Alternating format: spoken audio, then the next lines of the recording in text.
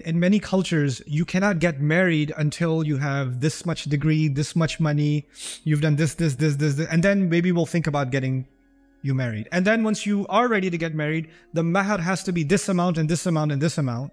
What Allah did in Islam is He made the path to halal easy and the path to haram difficult. And when you make the path to halal difficult, automatically what becomes a lot easier? The haram becomes way easier. It's so much easier. You know?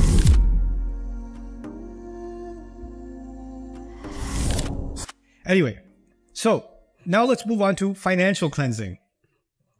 لا تأكلوا أموالكم بينكم بالباطل. Don't cheat each other in money matters. ولا تدلوا بهذا الحكام. And don't use money to grease the palms of politicians so you can cheat people and take their money. Don't use bribery and corruption in politics. Don't use corruption in financial matters. You know, don't cheat each other. Pay each other's money back. Have clear contracts. Fulfill your agreements. What is that doing in a society? It's cleaning up the financial dealings in a society, isn't it? That's also a cleansing. There's a familial cleansing. You know, this society, European society, Western society, American, Australian, Canadian, they're all different. But one thing you will notice there that you don't see as much in the Muslim world today is law and order. Right? They have some things that I wish we saw more of in the Muslim world.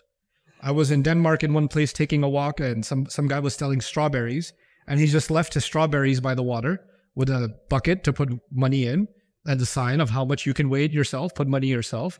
And people come and they put the money and they go. And I'm like, huh. Let's try this in Pakistan.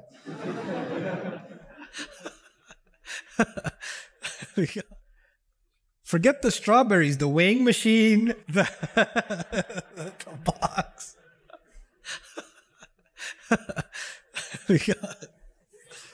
So you look at, and some Muslims, they see all that kind of corruption in the Muslim world, and then they come to Western nations, they see there's so much honesty and integrity, and there's so much good. Yes. In some matters, they are actually closer to tazkiyah than the Muslims are, culturally speaking. It's true. They have more integrity.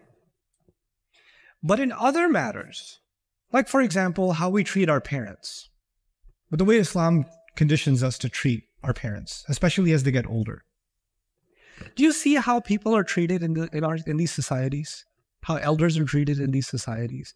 How teenagers treat their parents? Some guys, you know, dad's name is Frank, and he's not going to call them dad. He's going to say, hey, Frank, I'll be out late. You know? And my dad's stupid, man. My old man. They don't even call him my old man. Right? My mom is so annoying. I hate my parents. Now you can have emancipation laws. In America, we have emancipation laws, meaning I declare myself free of my parents. Bara'atun min abawayn, min al-abawayn. I have nothing to do with you. They could do that. And you have this beautiful tradition inspired by our religion where we treat our parents with kindness and respect and goodness and ihsan and everything that we can do with them. And our siblings and the young, right? There's a rahmah towards them. There's a love and care towards them. Even the prohibition of alcohol, right? You would think it just has to do with food. Do you know how many families are destroyed because of alcohol? Like, or gambling. Allah says don't gamble. You know how many families are destroyed because of gambling? Right? When he says don't commit zina, you know how many families are destroyed because of zina? Right? So like the laws actually purify the life of a family. And even the way in which breakups happen. Okay, marriage is a reality, so is divorce. And divorce is ugly. It gets ugly. You know, I used to love you, now I don't. I want to get away.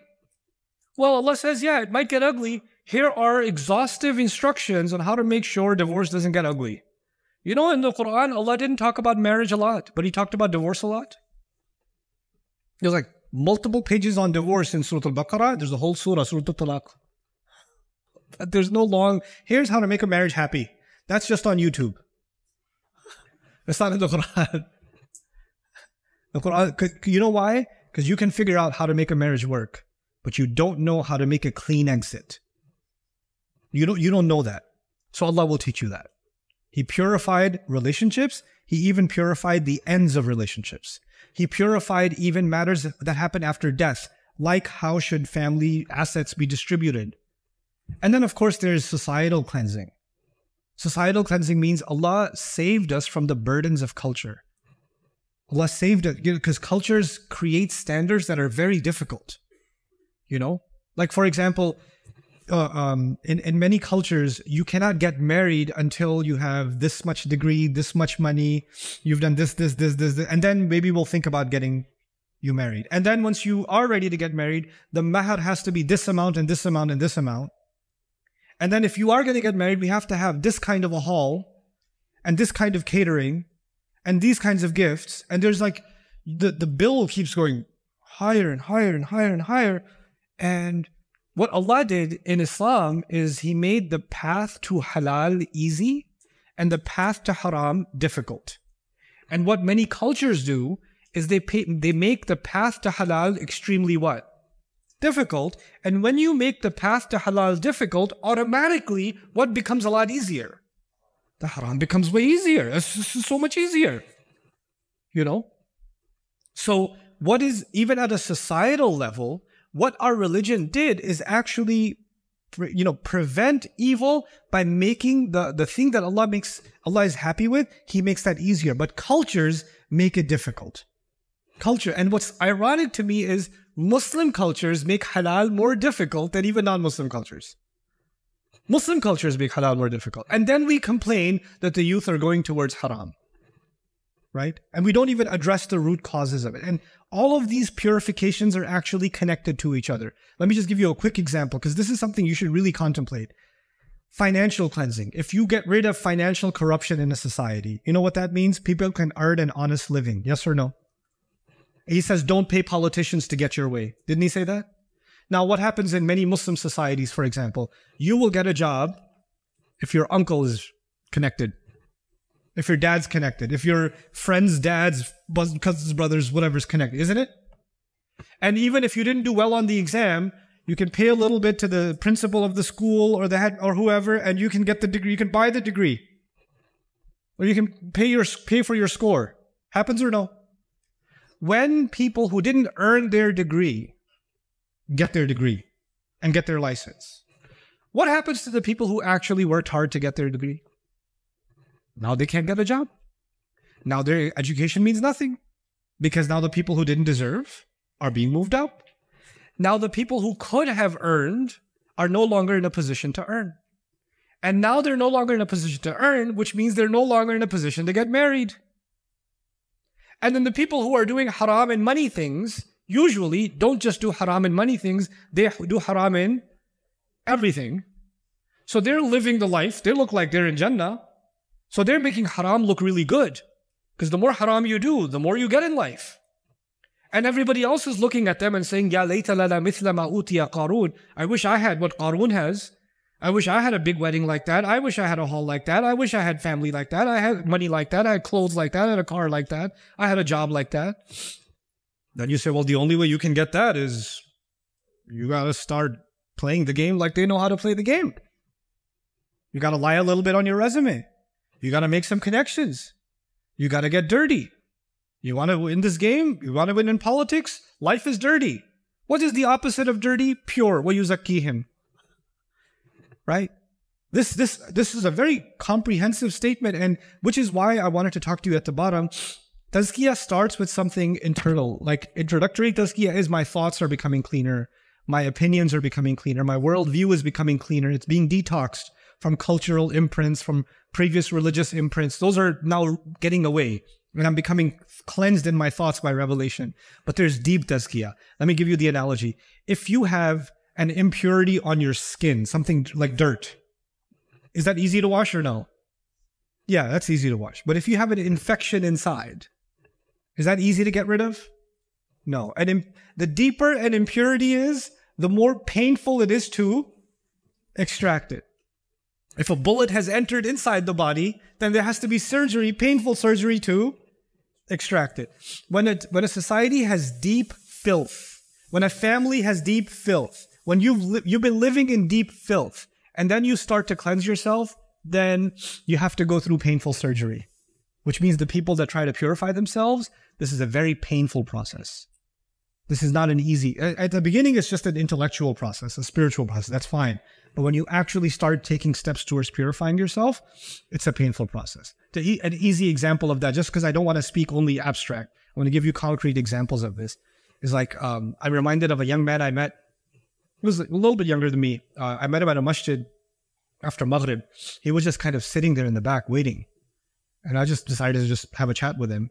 And he said, I have never seen the inside of a masjid before in my life. I was like, did you recently accept Islam? He goes, no, I was born in a Muslim family. Well, we don't pray. I was like, why don't you pray? I was like, well, our family's not religious. And even though we're Muslim by name, we actually really hate Islam in my family. And we own a bunch of bars in New York. You know, we have 20 bars. Our family owns 20 bars in New York. Very successful bar business. All Muslims, by the way. We drink alcohol more than we drink water. That's just in our family. That's what we do. I've done that my whole life. And something just came in my head that I shouldn't drink anymore. It makes me do things I don't like myself when I drink. And when he stopped drinking, he became curious about the Quran. And he started reading a little bit, then watched some YouTube videos and found out I was at this masjid. He just sat there. But he's like, ever since I stopped, I don't even pray yet. He said, I don't even pray yet. He said, but I just stopped drinking and my whole family cut me off. And they're threatening me. They're threatening to sue me. I can't even go back to my home. They changed the lock on the door. I don't know where to go. I don't know what to do. What's he doing? He took one step towards cleansing himself. And look at the pain he has to go through. You understand? So when he says yuzakihim, see the first step was actually painless. He recites the ayat. You listen to the ayat. You hear what Allah is saying. You can walk away. Somebody heard the ayat in the marketplace and they walked away. No problem. But someone who decides that they're going to, wait, what did I just hear? I need to hear more of this. I need to go listen. And when you start to try to purify yourself, man, the pain begins. Some of you actually haven't told your families that you're here. You're here secretly. Because your families can't tolerate that you're learning. They can't tolerate that you're in a masjid. You went where? In a masjid? Why? Why did you go to the masjid? Is this why we brought you to Germany? This is why we live here? You want to be an extremist? You want me to call the police on you now? And like, I'm just gonna quietly, I'm going to the library. Okay? And you just show up. Tazkiyah is painful. The Sahaba started going through Tazkiyah. Some people heard him, they started listening to him, and this is where I want you to understand the difference between, or actually two things, yuzakihim and yuzaki bihim. He purifies them, and he purifies them using it, meaning the Quran. Actually, Allah is highlighting, there's a tawassu' here. I'll super simplify this. Allah is saying the Prophet ﷺ is purifying these people that are coming close to him, not just by the Quran, but he was also by his company. So if he was yuzakihim bihi, then it would be about the Quran alone. But yuzakihim now includes the Quran and includes the Prophet's company, sallallahu alaihi wasallam. So there's tawassu' in this phrasing. I also want you to understand this in easy marketing terms. You guys understand the term funnel marketing? Like you first expose somebody to the product, and then you get them to click on your website, and then they get more information, right? The yatlu alayhim ayatihi is just exposing people to revelation. Just let them hear what it is. And then some of them will say, I want to know more. And the ones who want to know more will take a deeper dive, and what's going to start happening with their thoughts, with their opinions, with their view of the world, with their hearts, with their emotions, and eventually even with their actions, that's going to be yuzakihim. That's the second step. Is everybody who hears the ayat going to make it to the second step? No. Some people will. And some people will get a little bit of it and then say, that's enough for me. And others will say, no, this is not enough. I need to take a deeper look. Because the moment it starts getting painful, some people say, you know what, I'm going to go back. This is too painful. And other people say, no. You can't get really detoxed unless you go through some pain. There has to be some surgical process here. So they keep taking these further and further steps. وَيُزَكِّيهِمْ. Okay. So this is understanding the progression. Now, we get to, and I'll give you your break in a minute, but introduce you to the next part. A new verb. He says he reads the ayat, he purifies them, but then he says he teaches them. He teaches them. What is the difference between reading something to someone and teaching someone? It's a big difference or no? When you read something, if I read something to you, like the news is reading something to the audience, isn't it? And you can listen to 1 hour of the news, and then after listening to the news, I say, okay, now give me a full summary. What was said? What's happening in Ukraine? What's happening in the Khalij? What's happening here? What's happening there? How many this? How many? I start quizzing you after listening to 1 hour of the BBC or whatever you listen to. Are you able to answer all those questions? Because when you listen to something, something was read to you, that doesn't mean you actually learned it. You just got exposed to it. It's casual. You're doing it while driving. You're doing it while doing other tasks. But if I teach you something, you know what that means? That means, one, you are completely dedicated to learning. Because you can't teach someone in the mall. You have to teach someone in the classroom. You have to teach someone who decides to become a student. What I want you to recognize here is when the word yu'allimu is used, now the audience is even more restricted. Yatlu is the broadest audience. Yuzakihim is the lesser audience. And even within that is a subset, which is what? Yu'allimuhum. He teaches them. He teaches them. And now this teaching is about the Prophet ﷺ actually educating a handful of people that are going to become his top students. And they have to show him extra dedication for learning. And this is actually the exact process that we must introduce in our communities around the world, Muslim communities around the world. They say, why don't youth come to the masjid? How come they don't come? How come we do so many programs, but we only see old people there? There's no young people coming. Well, they're not coming because they don't know what they should come for. They haven't been exposed to why should they even be interested. What step gets them at least interested? Why is this so powerful? Why is this so miraculous? Why do I need to learn it? That's which step? One, yatlu alayhim ayatihi. That's step one. And if somebody does become curious, then there should be something there for them to nurture them and to allow them to become cleansed little by little, which is step what? That's step two. That's yuzakim. There's something that, okay, let's give you some company where you can learn more. Or you can be around company that supports you and helps you cleanse your thoughts, and you can share your ideas, your opinions, your previous knowledge, and that can get corrected a little bit. That's tazkiyah. You're getting corrected intellectually. You're getting corrected in your habits. You know, there were guys that use bad words. Every other word that comes out of their mouth is a bad word, right? Like if you go to, you know, I moved to Texas. People in Texas are nice. They're actually nice. So when you go to the store, they're like, hi, sir. How are you, sir? How's it going, ma'am? Let me get that door for you. Not like Germany. Let me tell you. But you know, people are nice in Texas. But when I used to live in New York, I didn't realize in New York, people use such bad language all the time. They cannot say something like, I am at the bus stop. They can't say that. They have to say, boop, I'm at the boop bus stop. Boop. You heard? Like, it's a verb, it's an adverb, it's an adjective, it's a preposition. It's every part of speech. Okay? It's a necessary insertion in between. You know how some people are extra religious? They like say Subhan Allah in everything, like awkwardly. Like some people they just say that. You know, sometimes I get awkward around those people. Like some people are overly subhanallah. Like we're at a restaurant, Sheikh, what are you gonna order? Subhanallah. I was like, I'm not a sheikh. And I'm just gonna place an order. Yeah, subhanallah, what would you like? Oh, I'll have the chicken shawarma. Oh, chicken, subhanallah. I was like, okay, that's better than New York. Yo, boop, boop, boop. You want boop chicken? Two extremes. Yes, I'll have some subhanallah chicken. But anyway.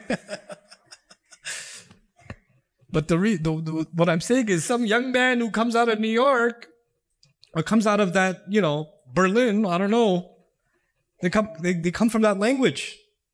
And that's normal for them. They use that all the time. Some of you guys sitting in the masjid here, you're a certain way here, but when you're at school with your friends, that's a different kind of German, isn't it? That's spicy. And then you replace that with Subhan Allah over here. That's what you gotta do, right? But when you're in good company for a longer time, what happens to that young man? He starts using those words less. Because that company is slowly detoxing those words. That's the detox too, isn't it? And then the things you talk about when you're with your boys at school and with your girls at school, what kind of subjects are you talking about? You know. And then you're in a better company, and what kinds of things are you talking about? You're in a company learning something about the Quran. What kinds of things are you discussing? You know, a personal experience of mine on this, and I'll give you your break, is when I was in high school, I was not into Islam at all. All my friends were non-Muslim, all of them. And I have a vicious, cruel sense of humor. Like, I love humiliating people. Like, this is one of my shaitans, is when people say something, I can rip them apart. And I was full on in high school. Oh my, I was so insulting in high school. I was the king of insults. And then you come into like the Islamic scene, right?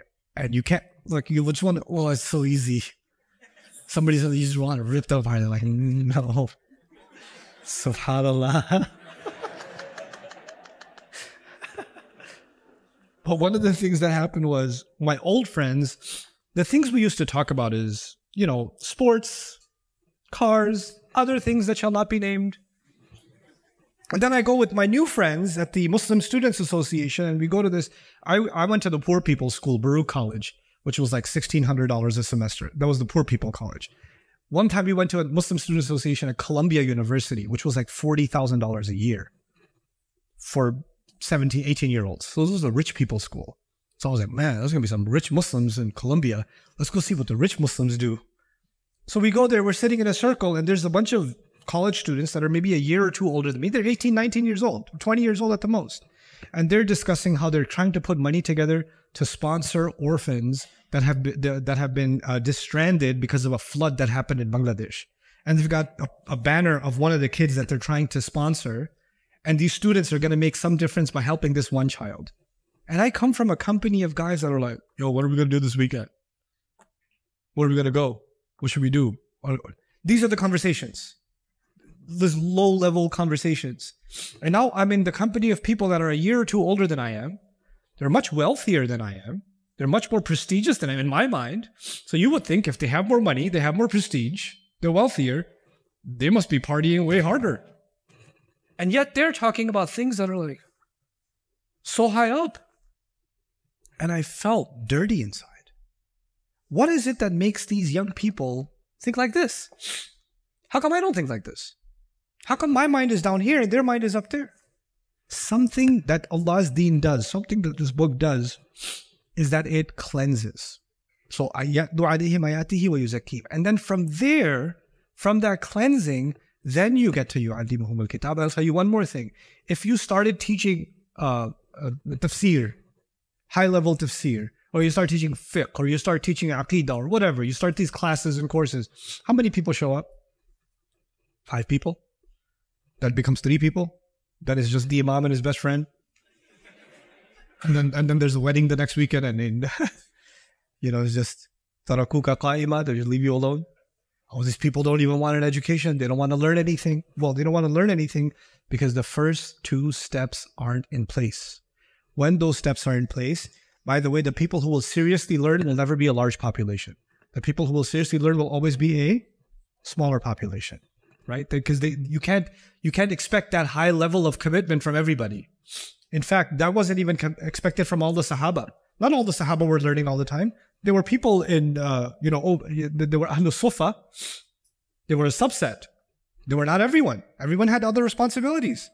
So there will be some learning that happens, and happens more exclusively. So you shouldn't guilt yourself. That's the other thing about this. You shouldn't guilt yourself that you're not engaged in higher learning, and until you do higher learning and you become a sheikh yourself, or, you know, you leave society and go sit under a tree to learn some classical texts, then you're not a good Muslim. No, that's not the point.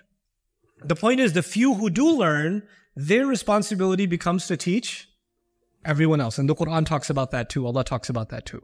But I will now, in our next session after your break, I'm going to dedicate our time talking about Al-Kitab particularly. And I'm going to share some things with you, Al-Kitab, and then Al-Hikmah, and wrap up today's session. Barakallahu li wa lakum fil Qur'an al-Hakim, wa nafa'ani wa iyyakum bid ayat wa dhikr al-Hakim.